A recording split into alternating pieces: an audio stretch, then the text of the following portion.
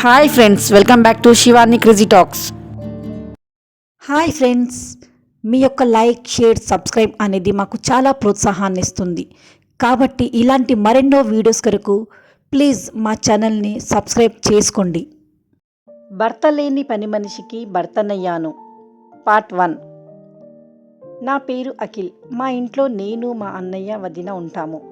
అన్నయ్య జాబ్ వల్ల ఎక్కువగా బయటే ఉంటారు. ఇంట్లో నేను, వదిన మాత్రమే ఉంటాము. ఒకరోజు వదినకి బాత్రూంలో కాలు బెనికింది. అప్పటి నుంచి తను చాలా ఇబ్బందిగా పనులు చేస్తుంది. తన బాధ చూసి నేనే నాకు వచ్చిన పనులు చేయడం మొదలుపెట్టాను.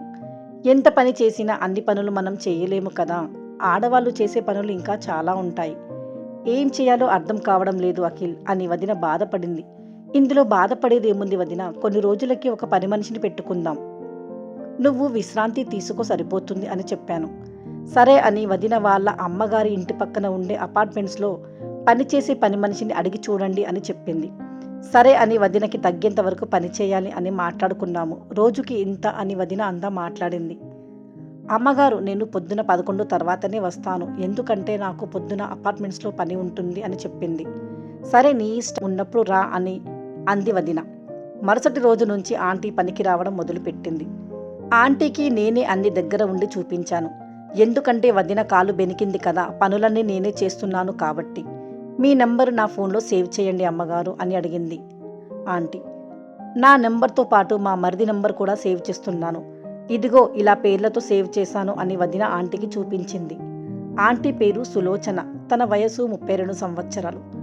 ఆంటీ చూడటానికి సినిమాల్లో నటించే నటిలాగా ఉంటుంది. కొంచెం నల్లగా ఉన్నా చక్కగా అందంగా ఉంటుంది. ఆంటీకి ఒక బాబు వాళ్ళ అమ్మ దగ్గరే ఊళ్ళో చదువుకుంటున్నాడు. ఇక్కడ మాత్రం ఆంటీ ఒక్కతే మాకు దగ్గరలో ఉన్న అపార్ట్మెంట్స్లో ఒక రూమ్లో ఉంటుంది. అపార్ట్మెంట్స్ మొత్తానికి ఆంటీ ఒక్కతే పని మనిషి. ఆంటీ వాళ్ళ భర్త హెల్త్ ప్రాబ్లం వల్ల చనిపోయాడు. ఆయన చనిపోయి కూడా దాదాపు 4 ఏళ్ళు అవుతుంది. ఆంటీతో పరిచయమైన తరువాత అర్థమైంది భర్త లేని ఆడవాళ్ళకి ఎంత విరహం, ఎంత బాధ అని. నిజంగా ఆంటీని మొదటిసారి చూసినప్పుడు తన మీద నాకు ఎటువంటి చెడు అభిప్రాయం లేదు. ఒకరోజు వదినకి కాలు నొప్పి బాగా ఎక్కువైంది అని హాస్పిటల్కి వెళ్దామని అనుకున్నాము. అఖిల్, ఇంకో తాళం ఆంటీకి ఇవ్వు, తను వచ్చి పనులు చేసుకుని వెళ్తుంది అని చెప్పింది వదిన. సరే వదిన, నువ్వు అప్పటిదాకా విశ్రాంతి తీసుకో, నేను ఆంటీని ఒకసారి రమ్మని చెప్తాను అని ఫోన్ చేశాను. ఆంటీతో చెప్పాను, ఇలా మేము హాస్పిటల్కి వెళ్తున్నాము. ఒకవేళ మేము ఎప్పుడైనా ఇంట్లో లేకపోతే ఇంకో తాళం చెవి మీకు ఇస్తున్నాము, మీరు వచ్చి పని చేసుకుని వెళ్ళిపోవచ్చు అని. ఒక రాత్రి నేను వదిన చాలాసేపు మాట్లాడుతూ లేటుగా పడుకున్నాము. ఎప్పుడు పడుకున్నామో తెలియదు, కానీ ఆ రోజు మేము లేచేసరికి మధ్యాహ్నం 1 గంట అయ్యింది. ఆ రోజు ఆంటీ 3ంటికి పనికి వచ్చింది. వదిన బెడ్రూమ్లో విశ్రాంతి తీసుకుంటుంది. ఏంటండి ఈరోజు ఇంత లేటుగా వచ్చారు అని అడిగాను. నేను లేటుగా రాలేదు, మీరే లేటుగా లేచారు అని ఆంటీ అంది.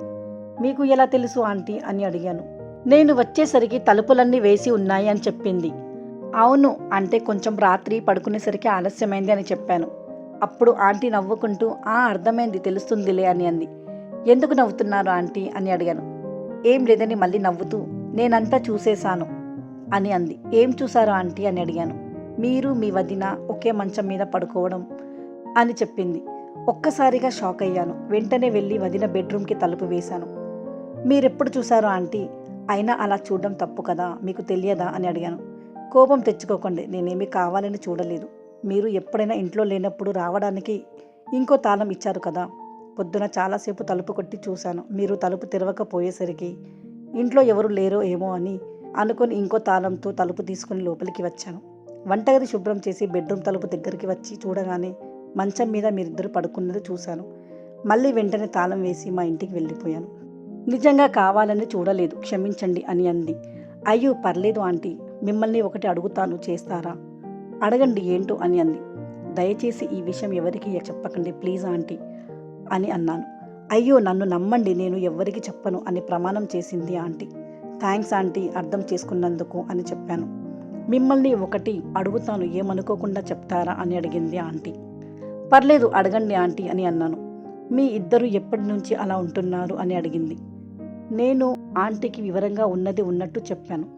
అప్పుడు ఆంటీ అది విని, అయ్యో ఇలాంటి పరిస్థితి ఏ ఆడదానికి రాకూడదు అని అంది. ఇప్పుడు అర్థమైంది మీరు మీ వదినతో ఎందుకు అలా ఉన్నారు అని అంది. మీ వదినకి నాకు పెద్ద తేడా ఏమీ లేదు. మీ వదినకి భర్త ఉండి ఎక్కడో దూరంగా ఉంటూ ఉద్యోగం చేస్తున్నాడు. నాకేమో నా భర్త చనిపోయి ఒంటరిదాన్ని అయిపోయాను. మీ వదిన పరిస్థితి అర్థం చేసుకొని మీరు మీ వదినకి తోడుగా ఉన్నారు. కానీ నాకు అలా ఎవరు లేరు అని ఆంటీ బాధపడింది. అయ్యో ఊరుకోండి ఆంటీ, బాధపడకండి. మీరు మాత్రం ఏం చేస్తారు?